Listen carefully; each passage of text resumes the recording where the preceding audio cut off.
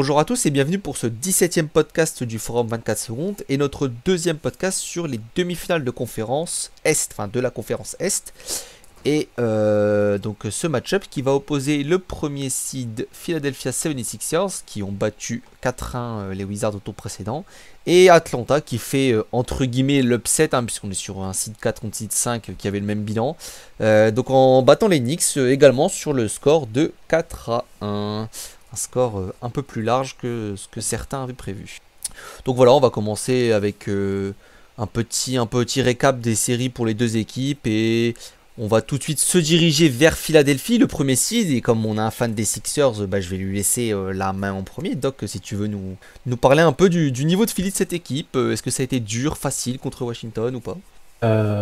Forcément, ça a été facile, ça restait Washington. Mais personnellement, il y a deux, trois trucs qui me pas trop plu. Enfin là déjà, Embiid maintenant est blessé, mais même avant la série, je sais pas s'il était vraiment à 100%. Tout sur les deux premiers matchs, je le trouvais pas assez agressif, des choses comme ça. Tobias Harris, tu sais pas où il est pendant le match, et puis bon, il va quand même se réveiller, se mettre ses petits faits au poste, et moitié flotteur, moitié shoot, ça rentre en switch, t'es là, bon, ok. Ben Simmons qui a été décrié toute la série, hein. Premier match, je sais plus pourquoi, parce qu'il avait pas mis assez de points. Deuxième match, et qu'il avait fait 15 passes. Deuxième match, il a répondu avec des points. Et puis là, match 5, il a fait un triple-double. Donc au fur et à mesure, s'il a un petit peu fait taire les critiques, même si on peut toujours lui reprocher son adresse, notamment au lancer franc. Ensuite, qu'est-ce qu'on a Maxi, personnellement, je l'aime bien, il n'y a pas de souci, mais moi, plus tu vas monter en compétitivité, moins il va jouer, puisque c'est un poulet sans tête. Donc bien sûr, c'est cool un petit peu. Mais c'est cool surtout pour de la saison régulière. Danny Green qui rentre pas forcément ses tirs. Puis après, tour, tie ball, offensivement toujours aussi bien. Voilà. Tu veux rajouter un truc sur les Sixers peut-être? Pop, Philly, t'en as pensé quoi? Ben moi, forcément, j'ai été moins assidu devant cette série que Doc, hein. Mais personnellement, j'ai vu le match où Ben Simmons a pas mal craqué au lancer. C'est un match qui, dans l'ensemble, m'a laissé une très mauvaise impression de sa performance, où je le trouvais très en deçà et pas assez agressif. Pour moi, il devrait être vraiment dans une mentalité en transition de je vais scorer à chaque fois, et il est trop dans du déchet parce qu'il veut distribuer. En dehors de Simmons, euh, j'ai trouvé l'équipe plutôt correcte dans ce qui était attendu d'eux. C'est plutôt l'opposition qui m'a beaucoup déçu, mais les Sixers, j'ai pas été particulièrement étonné par la série. Embiid, en effet, qui a pas joué le dernier match, il me semble, et qui était même s'il a fait des très belles stats, il était un peu dans un manque d'agressivité, comme dit précédemment. Et en dehors de ça, j'ai pas eu grand-chose à rajouter, parce que c'était plutôt complet la présentation de Doc. Pas grand chose à rajouter pour moi non plus. Là aussi, c'est plus ou moins ce que j'attendais, modulo la blessure d'Embiid, qui était, évidemment, on souhaite de blessure à personne. Alors, est-ce qu'il va revenir? Si oui, quand? Et, selon le quand, sera-t-il à 100%? Sera-t-il à 100% à un moment dans les playoffs, dans les... c'est la question à 100 balles à Philadelphie en ce moment, hein. Ouais, parce que la précision, on enregistre, on est le 3 juin. Le premier match, c'est dans la nuit du 6 au 7 juin, si je me trompe pas. Donc, on risque de voir un peu de poker menteur sur sa santé jusqu'au bout. Mais si une annonce de fou tombe le 4 ou le 5 juin, soyez pas étonnés qu'on ne soit pas au courant, puisque on enregistre avant. Moi, perso, j'ai pas mal regardé aussi. Avec Doc, on s'est retrouvé quelques fois sur le live. Parce que c'est un peu les matchs d'une heure et demie, donc j'ai souvent le temps de regarder en entier jusqu'à la fin, vers 4 heures, voilà. Je rejoins sur Harris que j'ai trouvé vachement invisible. Et c'est vrai que moi aussi, je me rendais pas compte qu'il était sur le terrain. Genre, Seth Curry, je le vois, Matisse Thybulle, je le vois bien en défense surtout. Mais Tobias Harris, je le vois pas. Et quand il m'appelle, je fais ah putain, c'est vrai il est sur le parquet là. Je sais pas si c'est une impression qui traînait en saison régulière, mais je crois pas du peu que j'avais vu. Pas très très agressif, et même là quand... Alors j'ai pas trop regardé le dernier match parce qu'il m'intéressait pas, mais le Game 4 quand Embiid se blesse, je me disais bah ça y est, c'est le moment pour Tobias d'enquiller les puntos, mais pas du tout, j'ai l'impression qu'il a rien fait. Donc c'était plutôt des maxi qui prenaient plein de tirs, des Thybulle qui artillaient à 3 points. Ben Simmons qui avait commencé à 0 sur 10 je crois au lancer franc la série, c'était un drame, on a eu du Aka Simons quand même de la part des Wizards tellement c'était dramatique. Après je pense que le voir dans une montée de state de je vais scorer, faut se faire une raison, c'est mort, ça n'arrivera pas, il ne veut pas, ce n'est pas son style de jeu, il ne le fera jamais je pense dans sa carrière. Là on est à un stade où il faut l'accepter, il fera jamais ça, alors que ouais, potentiellement il a les capacités parce que c'est un excellent finisseur autour du panier, mais bon, si c'est pour prendre 2 fautes et faire 0 sur 2 lancers francs, tu vois, t'as toujours ce contrepoids de est-ce que c'est utile. Moi je trouve qu'il est bien dans son rôle et qu'il est bien s'il est supporté par un Harris justement et un Embiid qui sont là au scoring et un Curry qui a été très impressionnant quand même sur cette série, mais il met des sacrés shoots parfois quand même, c'est à se demander si c'est pas le frérot qui rentre sur le parquet parfois. Après voilà, c'était Washington, c'était pas une grande opposition. Westbrook, comme d'habitude, il a dévissé plus d'un match. 3 sur 19, le game où Embiid se blesse. Bref, c'était dramatique. Bill, ça se voit, il joue sur une jambe. Washington, c'était des blessés partout. Donc je sais pas si elle est très représentative cette série. C'est bien quand même pour Philadelphie de gagner avec la manière. Parce que ça leur donne une confiance quand même pour la suite. Tu te sens toujours bien d'avoir mis un 4-1, même si tu as eu quelques difficultés. Enfin, encore plus si tu as eu quelques difficultés. Un game one compliqué, ton franchise player qui se blesse, qui loupe un match. Mais le fait de gagner ce match, c'est bien, ça donne de la confiance, ça rajoute du mental. Après, voilà, c'est à voir pour la suite. C'est une équipe qui a des qualités, ça va pour la suite. De l'autre côté, du coup, Atlanta qui gagne 4-1 contre New York. Je vais laisser le fan numéro 2 de Trae Young, puisque le premier c'est Pistol Pete bien évidemment, Pop, nous raconter un peu cette incroyable série, ce gentleman sweep de la franchise de Géorgie. Bah, comme prévu, hein, évidemment, les Hawks étaient largement supérieurs aux Knicks et ça se voit lorsqu'on regarde le domaine de la création. Donc j'ai vu décrier sur le forum donc le problème supposé comme quoi Bogdanovic, Gallinari, Werther, c'était des joueurs qui ne fitaient pas avec Trae Young en défense, ça je le conçois tout à fait, mais aussi parce qu'ils ont besoin de la balle. Et là donc je trouve que ça rentre très bien dans le cadre de cette série parce que on a vu qu'avoir plusieurs créateurs en dehors de la série folle de Trae Young, ça fait que même lorsque ton créateur principal, ton ball handler numéro 1 n'est pas en jambes, on a un Gallinari qui peut prendre la balle, on a un Werther qui peut prendre la balle, même moins que Bogdanovic, et ça amène une multiplicité des menaces qui est dure à défendre forcément. Et je pense que ce qui a fait la réussite de ces Hawks, donc, c'est le fait que la défense était très très haute, et ces Hawks sont très très forts pour attaquer une défense haute, parce que Trae Young est un joueur très rapide, et derrière, ça amène un 4 contre 3 avec Capella dans le dunker spot, donc une menace énorme, et dans les ailes, Collins, qui peut poser un pic, donc il peut poser dans le roll, et des super shooters dans les ailes. Et donc je pense que même pour Philly, ça peut être compliqué à défendre.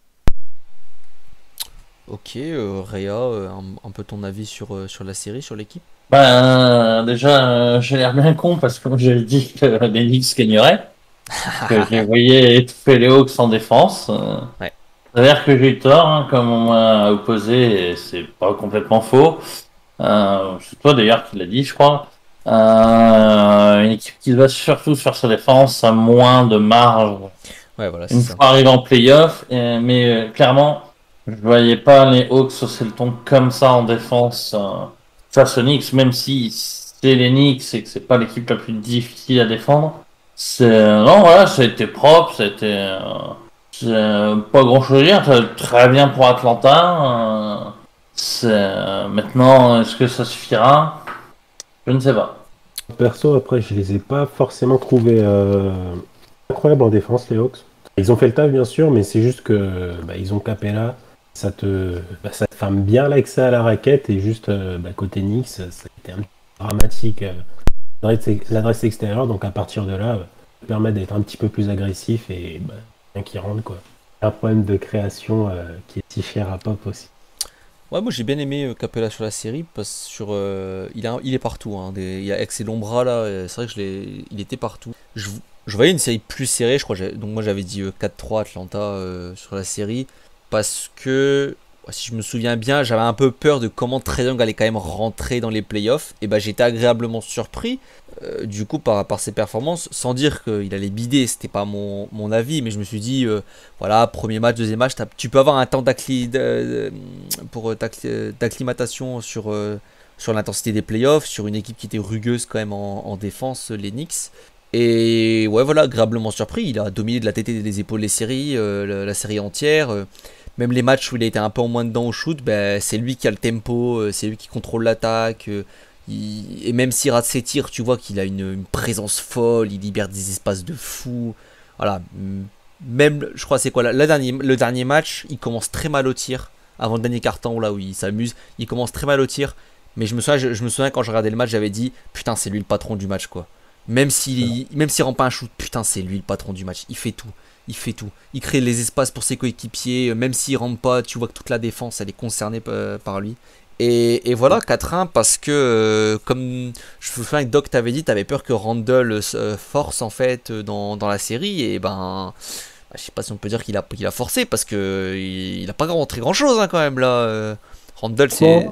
Je m'attendais à ce qu'il soit pas ouf, pas très propre, mais pas à ce point. Je pensais pas qu'il allait se trouver à ce point. Il s'est empalé, il s'est entêté. Bah, ouais, oui, c'est les antennes, il se met plus tunnel vision, puis il y va, quoi. Donc là, on a vu tout ce qu'on n'aime pas de Randle, heureusement. Ouais, moi j'ai trouvé qu'il y a. Alors j'ai vu 2 matchs en entier, j'ai pas vu toute la série, j'ai vu des bouts un peu d'ailleurs, mais j'ai vu 2 matchs en entier. Je trouvais que de retrouver un peu le Randle de l'an passé, quand même sur pas mal de séquences, qui était très tunnel vision, qui baissait la tête, l'épaule et qui rentrait dans la raquette. Et j'ai trouvé qu'il chopait pas beaucoup de lancers francs d'ailleurs. Je sais pas si c'est lui qui vend pas très bien, mais pour le nombre de fois où il rentre tête baissée, il trouvait pas beaucoup de coups de sifflet. Après, souvent, il rentrait et puis il essayait de ressortir, mais sans avoir regardé avant où étaient placés les gars, du coup, ça te faisait une passe. Donc forcément, t'as pas de lancer pour ça. Mais pour moi, là-dessus, ça peut s'expliquer par 2 raisons. D'une, comme les Hawks sont plutôt bien défendus sur cette série, contrairement à la saison régulière où ça défend de manière un peu plus lâche, parce que t'as pas un plan de jeu spécifique pour l'adversaire. Ouais. Les rares collègues new-yorkais de talent étaient beaucoup moins faciles à trouver. Déjà ça. Et je pense qu'il était un petit peu cramé, le garçon. Et il y a déjà un petit peu plus tôt dans la saison, juste après le All-Star Game, où il était il a eu un coup de mou. Un peu sur les rotules, et ça avait fait pareil. Dès qu'il est crevé, il a la tunnel vision. Et voilà, ça tombe au mauvais moment, ça a rendu fou. Aussi bien Zap que Trick que même les gens pas sur le forum, à mon avis.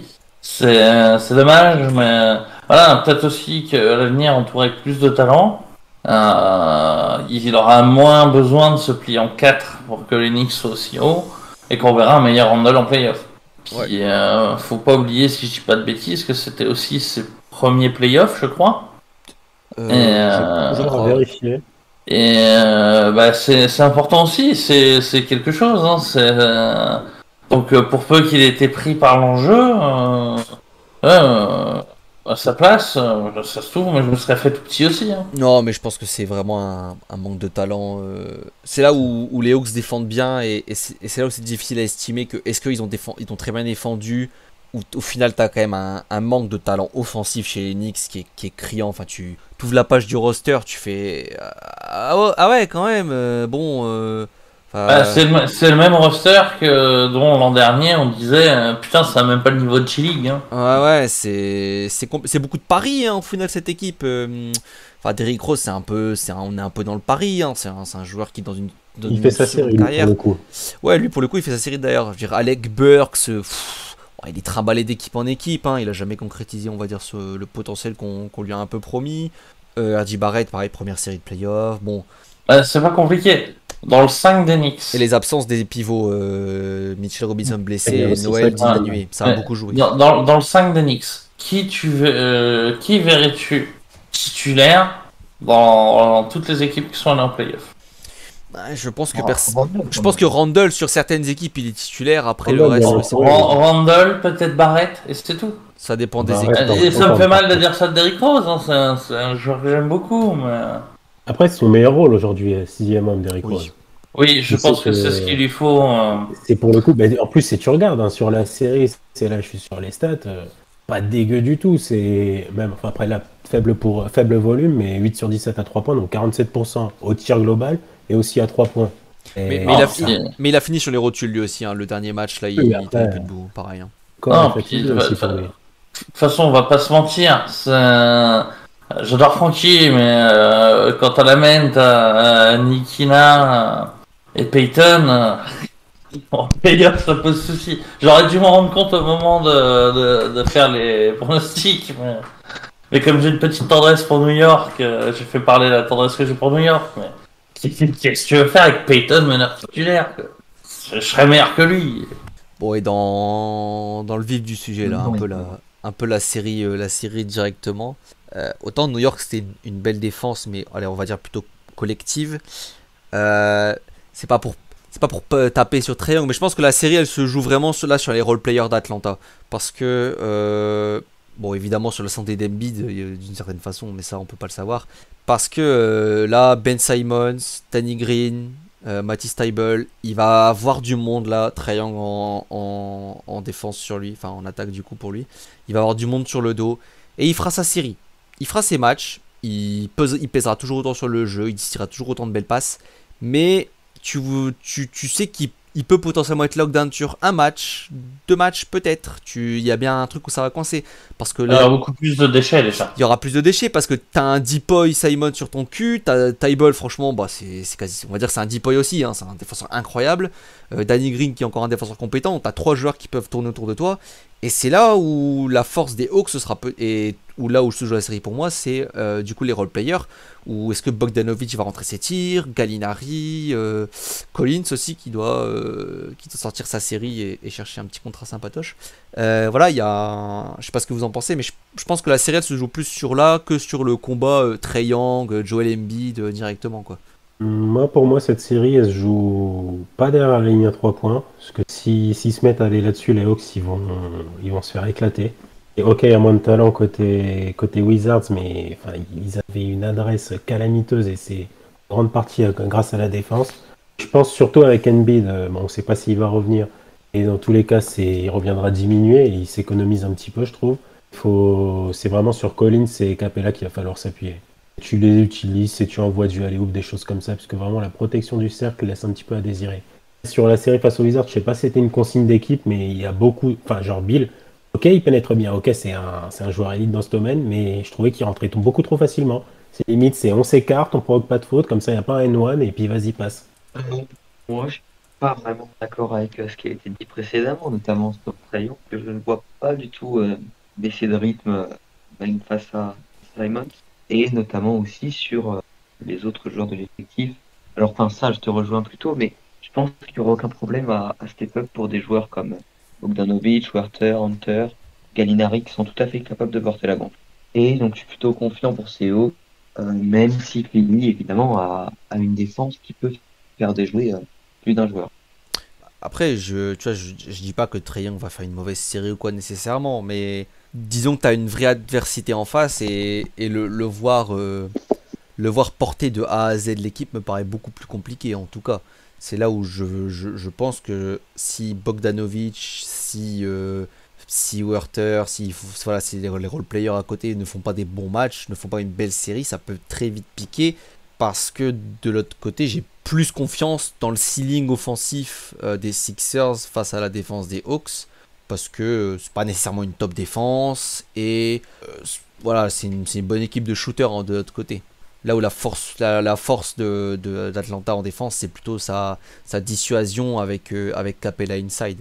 Et les Sixers, c'est pas nécessairement l'équipe qui va le plus inside au final dans les extérieurs. Il y a Ben Simmons qui va, mais Seth Curry, il aime bien shooter. Danny Green, il fait que shooter. Thybulle, il fait que shooter. Même s'il shoot pas forcément très bien. Il shoot mal. Même s'il shoot mal, mais il fait que shooter. Tyrese Maxey, je trouve que c'est plus un shooter aussi. Shake Milton, voilà, c'est quand même. Il aime bien pénétrer, mais oui, des petits flotteurs et tout. Voilà, donc la rim protection est vite limitée. Voilà, donc le Capella, là, okay, il a un rôle central, mais lui, son rôle, ça va être Embiid, quoi. Parce qu'à part Embiid et Simons, ça va pas trop inside. Et bon, Simons, pour l'arrêter inside, faut se mettre au charbon aussi, quoi. Après, il faut voir aussi que les roleplayers des Hawks vont avoir fort à faire parce que là, il n'y a pas.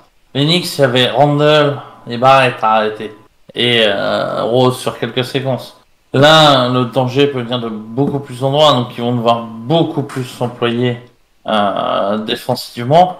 Et donc physiquement, ce qui risque de pêcher derrière offensivement. Enfin, il va falloir. Alors certes, il va falloir qu'ils fassent leur match, ça y a pas le choix. Mais à mon avis, si sans présumer du nombre de matchs que les Hawks peuvent remporter, je sais pas, disons que s'ils remportaient 3 matchs par exemple, je suis à peu près sûr que tu auras un Trae Young à 35-40 points. Bah là, de toute façon, là, le Game 1, je pense qu'il va donner le ton de la série parce que bon, les Sixers, on connaît plutôt bien leur niveau là en playoff, on va dire que ça va. Atlanta, bon, c'est pas pour diminuer New York, mais là, il y a un gros gap de niveau. Là, on est sur on passe d'une équipe qui est une équipe de premier tour vraiment à une équipe qui veut jouer le titre. Et c'est là où on n'a pas de, voilà, à part cette série contre les Knicks, on n'a pas d'antécédent, on n'a pas de dossier sur Atlanta. Donc le premier match, il va vite définir la couleur. On va vite voir si ça va être une série très accrochée, qui s'en sort le mieux et tout. Je vais pas dire qu'on parle dans le vide, mais c'est vrai que c'est un peu dur à estimer là actuellement. Moi j'ai envie de te dire, si tu me demandes là, je vais te dire un score, et puis si tu me redemandes dans 5 minutes, je vais te dire autre chose, parce que je vais avoir pensé à un truc. Enfin, moi je sais. Donc c'est clairement ça. Hein. Après, je sais que Pop est confiant, bien évidemment, pour les Hawks, puisque là déjà, après avoir son 4-1, je crois, pronostiqué contre les Knicks, donc là, il se sent pousser des ailes, n'est-ce pas? Non, pas du tout. Après, voilà, si vous voulez miser de l'argent, écoutez, faites ce que vous voulez.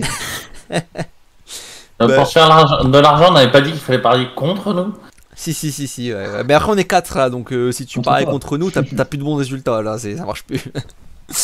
Voilà, est-ce que si vous avez quelque chose à dire un peu sur la série avant qu'on passe au prono? Non, on peut y aller. Pas pour moi. Pas pour moi non plus. Ok, on peut taper. On va commencer avec le fan des Sixers, Doc. Sixers, Atlanta. Combien qui gagne? Série serrée quand même, mais pas forcément dans le score. Je vois Sixers en 5. Et par contre, Trae Young qui galère un petit peu à l'adresse, mais genre il est en 25-15, tu vois. Avec des pourcentages compliqués. Ok. Pop, pour toi la série? Hawks en 7. Donc l'upset d'Atlanta. Hawks en 7, Réa.